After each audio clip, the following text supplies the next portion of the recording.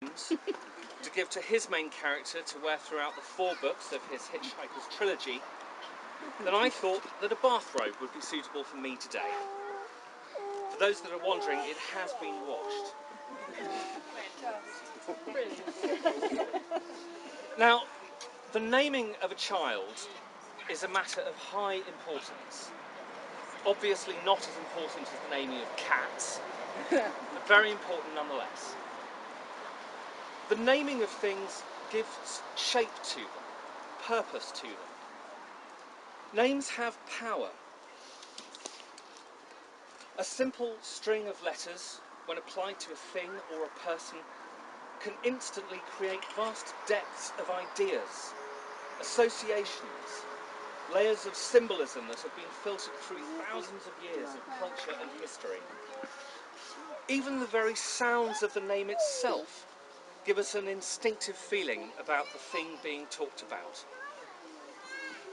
If I showed you 2 shapes, one soft and round, the other sharp and jagged, and told you that one was called Maluma and the other Takiti, which name would you assign to which shape? Hands up, please, if you thought the soft round one was the Maluma. Words have power. Names are powerful. Now, when I began thinking about what I'd say today, I knew very little about names and naming ceremonies. So I thought that for once in my life I'd actually do some research. It turns out that surprisingly there's very little modern work on the subject, and the vast body of academic study was done in the 19th century, principally by a Dane, H.C. Andersen, and 2 German brothers, J. and W. Grimm. Meticulous study has revealed that in a traditional naming ceremony, as well as parents and friends and the king and queen, witches are required to bless the child with good wishes. Now, according to the records, the last witch in Horsham lived here around 1680, so I'm taking their places today. But before we get to that, I'd like to take a moment to mention a few other people who are here today. Firstly, to thank Julia, Vanessa's sister, and Wesley for organising everything and making sure that this whole day is going so smoothly. Now, we do actually have things in their lives, and these 6 people have taken on the responsibility to help Persephone through hers. The 6 of you, it's your job to help her, to answer her questions, to give her somewhere safe when she needs it, to teach her to distinguish right from wrong, and most importantly, in about 16 years, to take her to the pub. As a reminder of the promise that you've made to her, you're being given a bay tree each today. When Vanessa told me that that was what she and Raz had chosen as presents, she told me it was because that they like bay trees. Admirable, I'm sure you will agree, but not particularly profound. However, the bay tree actually has deep significance for us today. The bay tree is also known as the laurel, and laurel wreaths, of course, were worn to signify high status in ancient Greece and victory in Rome. And somebody called Culper in the 17th century wrote, "Neither witch nor devil, thunder nor lightning will hurt a man in the place where a bay tree is." In folklore, bay trees bring strength and protection. So completely by accident, Vanessa has actually chosen possibly the most appropriate present to symbolise the duty that you 6 now have to Persephone. Strength and protection.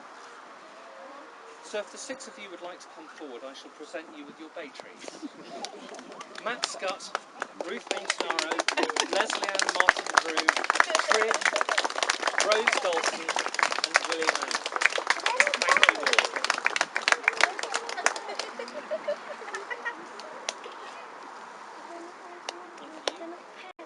Thank you all.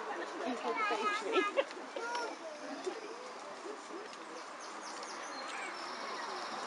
So, back to those witches that I mentioned at the beginning.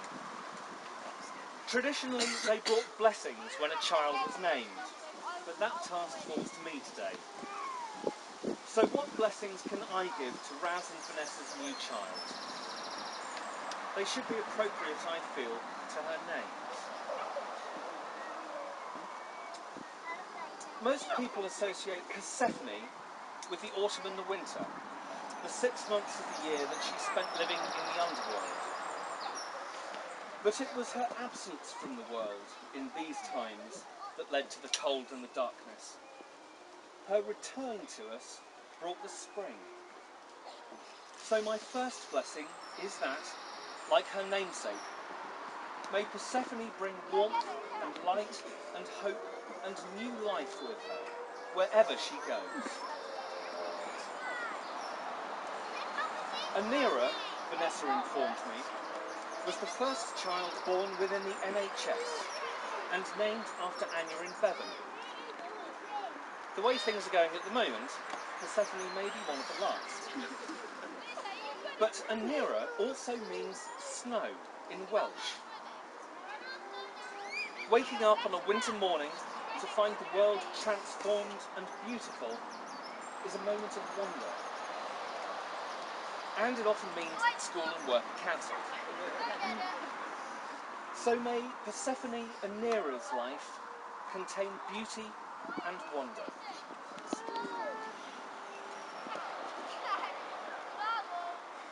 Vanessa also told me that she chose the name Storm because the baby was born during a storm and because it's cool.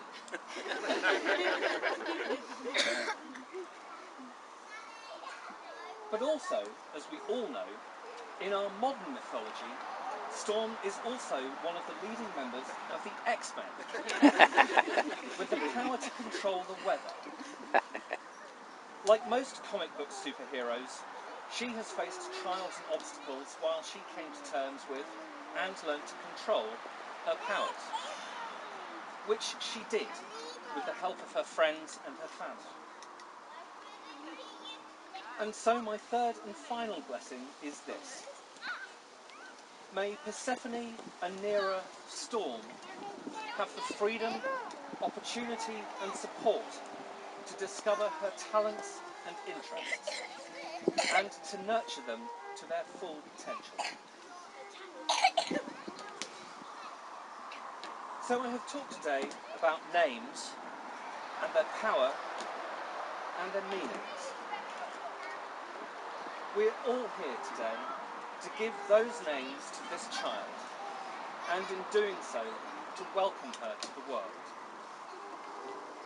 And I'd like you all to do that with me now by saying together after me, Persephone Anira Storm Ruston. Welcome to the world. Loudly. Persephone Anira Storm